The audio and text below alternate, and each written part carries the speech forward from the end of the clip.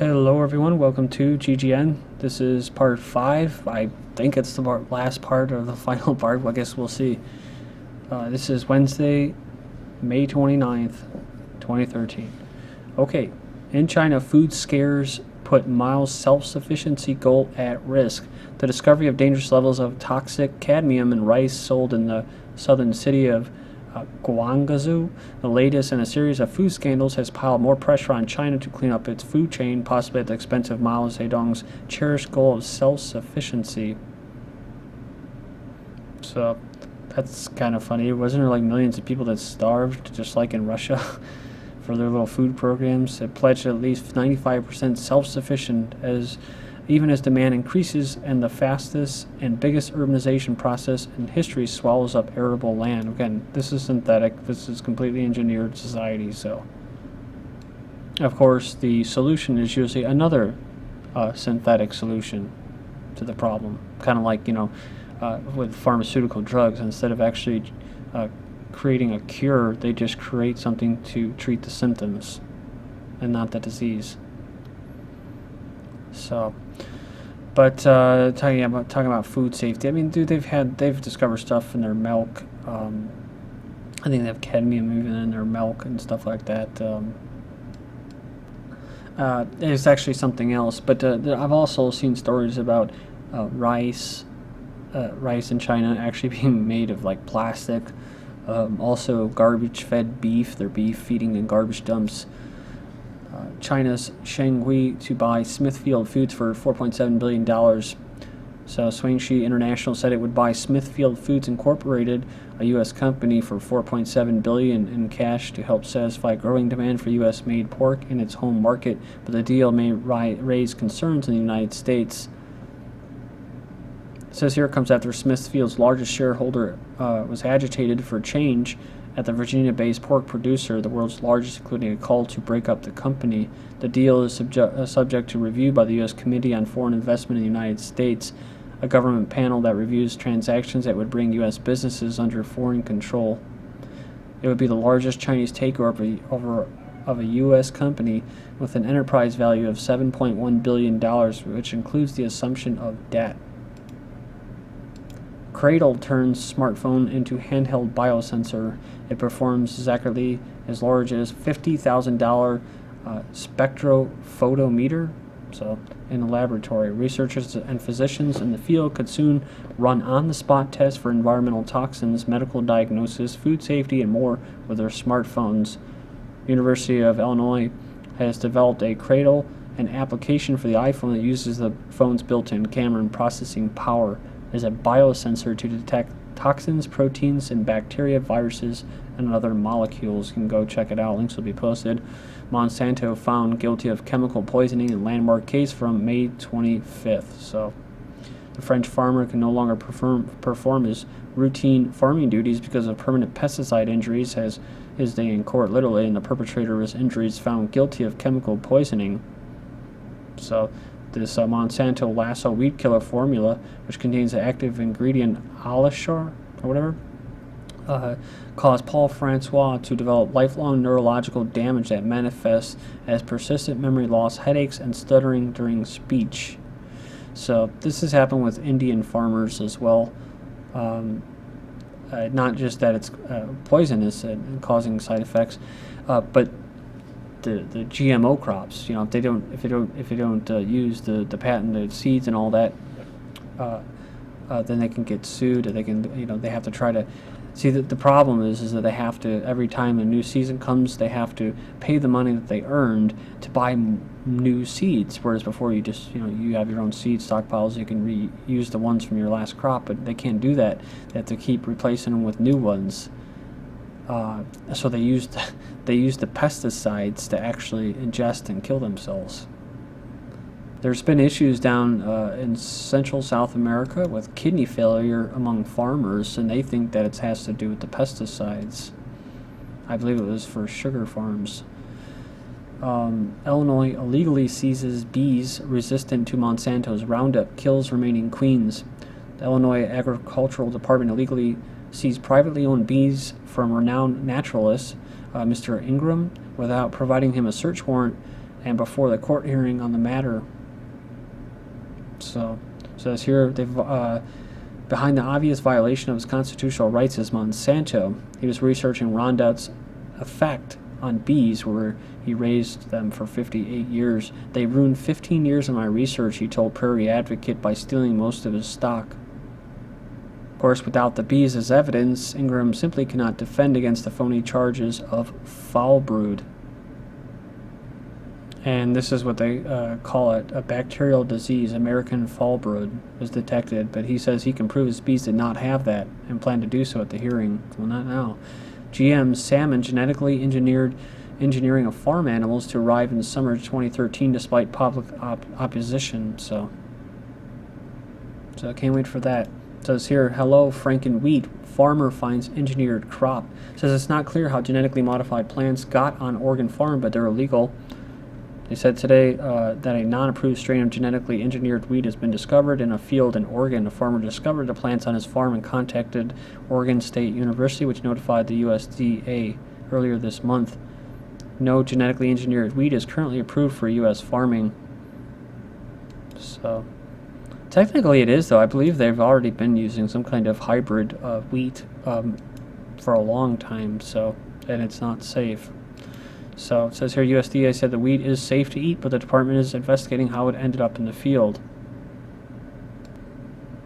So they don't know if there's any criminal wrongdoing or whether its growth is widespread. They go on to say many countries around the world will not accept imports of genetically modified foods. Well, I wonder why. But hey, here in the U.S., we'll do it, right? In Canada, they'll do it. Modern wheat is the perfect chronic poison, says expert. The world's most popular grain is also the deadliest for the human metabolism. Modern wheat isn't really wheat at all and is perfect chronic poisoning, according to Dr. William Davis, a cardiologist and author and leading expert on wheat. This is what I've covered before. So it actually has something in there that hinders your metabolism and makes you more hungry, so you eat more. Once agribusiness took over to develop a higher yielding crop, wheat became hybridized, so to such an extent that it has been completely transformed from its prehistorical genetic configuration. Davis said that the wheat we eat these days isn't the wheat your grandma had. It is an 18-inch tall plant created by genetic research in the 60s and 70s. So it says here, a movement has begun with people turning away from meat and dropping substantial weight. So sometimes 30 to 150 pounds. Hungary torches 500 hectares of GM corn to eradicate GMOs from food supply. It's like the same in France. So this corn, GM corn, was ordered burned by the government. Hungary has criminalized the planting of GMO crops of any kind. Has repeatedly burned thousands of hectares of illegal GM crops in the years past. So this is Monsanto's agents going out there, putting them out there. How farm waste may make biofuels matter again. This is from May 19th. I've been wanting to cover this for the past week and a half. Imagine a world where leftover corn, wheat, and wood chips can be used to power your car. The process aims to transform agricultural waste, most of which would normally be discarded, into a renewable source of fuel.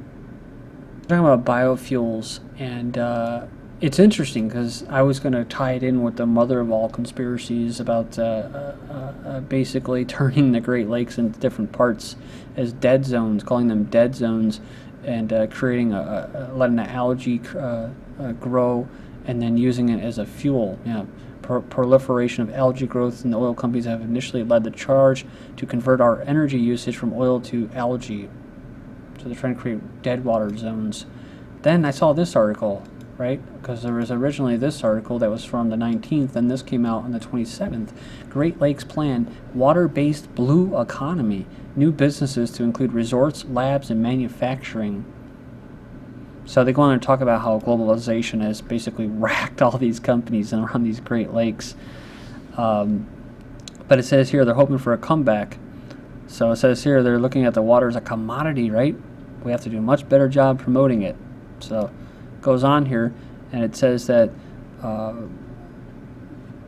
they're devoting making the most of the resource. For example, a firm that focuses on using algae as fuel. Meanwhile, resorts that doesn't really matter, right? That's the main thing. Algae for fuel. So they're already engineering people's consent, selling it to them.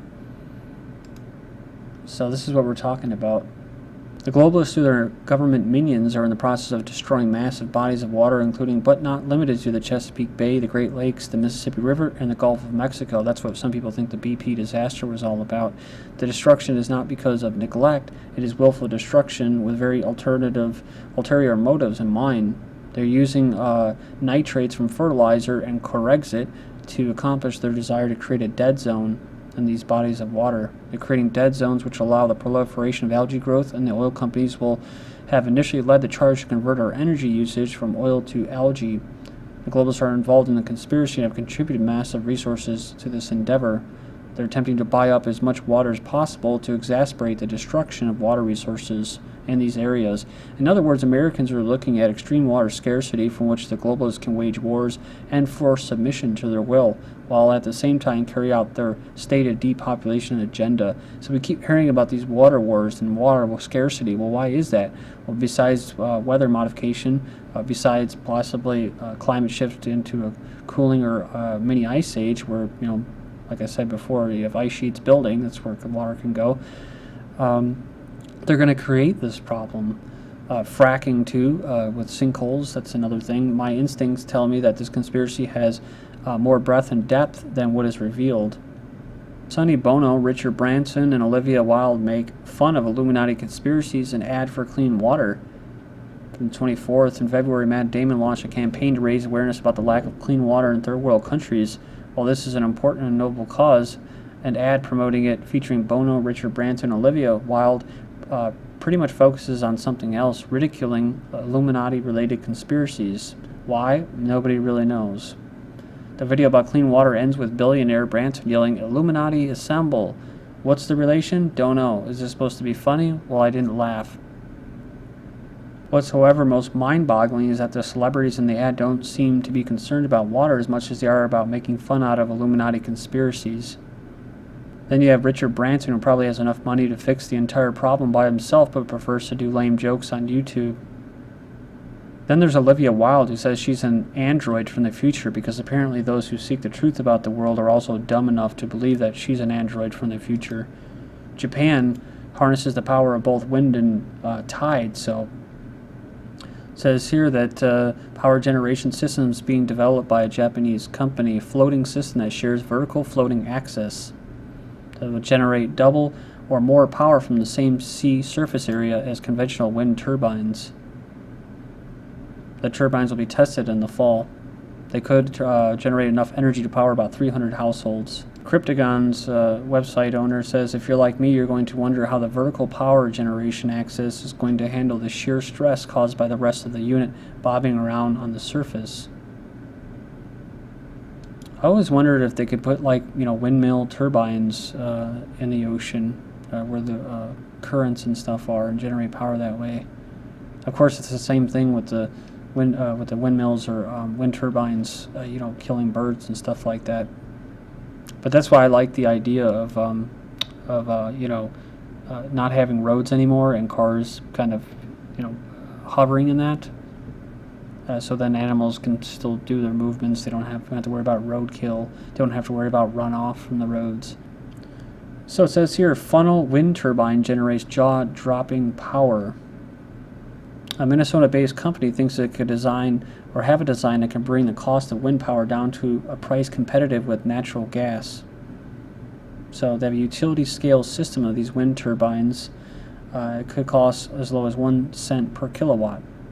So they capture wind using wide-mouth funnels. Inside passageways, turn the wind horizontally and taper it into a narrow space, which naturally accelerates the flow. It says the higher speed wind is then channeled into a turbine positioned at ground level. And there's the picture again if you want to see it. Japan must continue efforts to deactivate Fukushima nuclear plant, says a UN agency. The Japan Particle Accelerator accident on May 26, at least 6 researchers suffered internal radiation exposure when an experiment involving elementary particles went awry, and up to 24 more are feared to have been similarly exposed. So, You know, Japan, I just hear about their economy going down in the tanks. Man, if they could just use their brains and create technology like this, become self-sufficient with energy, they can bring it back. Thank you.